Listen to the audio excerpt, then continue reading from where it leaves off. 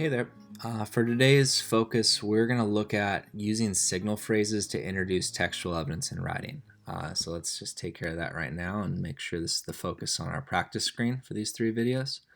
As we're going to preface in every video, textual evidence is incredibly important to improve your credibility as a writer, but also to directly reference what you're writing about. In academic writing, this is a skill you have to have down. However, like all other writing, there's a correct and incorrect way to do it, and doing it incorrectly can result in plagiarism. So that's why we're having these videos. Our focus for today, like I said, signal phrases. We're going to walk through the basics down here first, and then we'll come back up here and do a little practice so you can have it modeled for you how it'll be used. So let's look at this sentence right here. John Hamm said blah, blah, blah, blah, blah. This right here, this word is the signal phrase. So there are lots of different signal phrases you can use. States, argues, observes, writes. I'm going to go with states because this is the most generic in the sense that it can be used in pretty much every situation. It's very straightforward. The second, so that in our formula, we always need to have a signal phrase when we do this. The signal phrase, what it does is it lets the reader know that what is about to come next is the textual evidence. And you'll note, no matter what the evidence is, you got to have quotation marks around it. Another thing that you need to have in any time you use a signal phrase is a citation that tells me 2 things: author's last name and page number. So let's make this a little smaller because it's bugging me. So there we go. So back here, I'm going to do, and this goes before the period, Hamm, and then we'll pretend it's page 33. Remember, the period goes on the outside here. Now, there's one problem. I've already said the author's name. So let's say the article states, be very basic. We'll still give him credit because we've got Hamm 33. So you'll note the other 2 things in this for our formula is the source, where it came from, and the textual evidence. We've already talked about how it's important to have the quotation marks down here.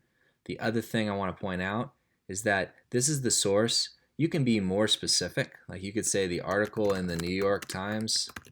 I'm going to italicize because this is a source. You can the article.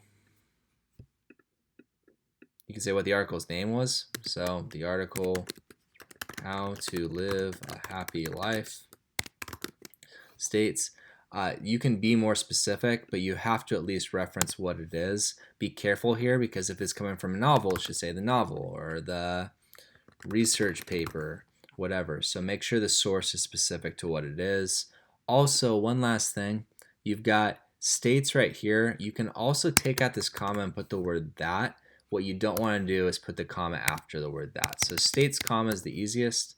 There is one other form of signal phrase that you can use, which is according to the article. Once again, you've got according is going to act as our signal phrase, and you've got the source right here, and then you would just do textual evidence, citation. So you've got, this is kind of like one other way to do this. So let's go practice. So we've got this article here. All this information would be important if you were doing a bibliography or works cited page. The only thing we need to make sure we know right now is that the author's name is Krug. We're going to practice over here. Though when we practice, I want to emphasize you rarely want to begin a paragraph with a signal phrase. So let's pretend that we've got this sentence that we're planning to introduce. The Ravens picked Urschel in the 5th round of the 2014 draft. Evidence should always align with the claim of your paper. So I'm just going to make up a claim here. Not all NFL stars were selected in the 1st round of the NFL draft. Because this statement would support that. The article observes, and that's my signal phrase right here. I'll put that in bold. And then I'm going to take this evidence and I'm going to paste it over here. This is something you can obviously do when you're typing. And I've got quotation marks around it. Now I'm going to put the period on the outside. So the one thing in my citation, I've got Krug, And for page number, if it's not listed and it's only one page, then you're just going to use page 1. And a lot of times with online sources, you're going to use page 1. So I've got this right here, and I've got my signal phrase, I've got my source, I've got my citation, and I've got my textual evidence. I'm going to put the textual evidence for today's sake in highlighted. There's one little thing though I need to change. You'll note that this right here is capitalized even though the sentence doesn't need to be capitalized. I can change textual evidence like that. So I can change for instance, the capitalization, and I just need to put brackets around it to show that I changed it. And then anytime you use a signal phrase, this isn't really telling me what I need to think about this evidence, so you usually want to follow up with this shows something that explains the evidence. Let me practice one more time before the end of this video. So let's say we want to use this right here. So let's follow up with a claim.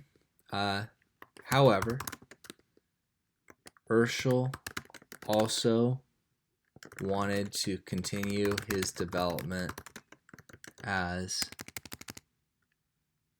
outside of football. So that's weird. Now I have our textual evidence that we need to introduce.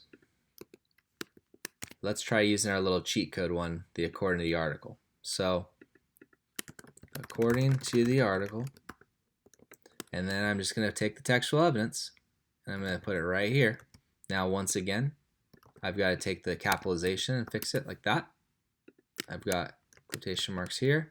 I'm still Krug 1, and then I would come back with some sort of claim. So once again, the signal phrase, let's make sure we've got it.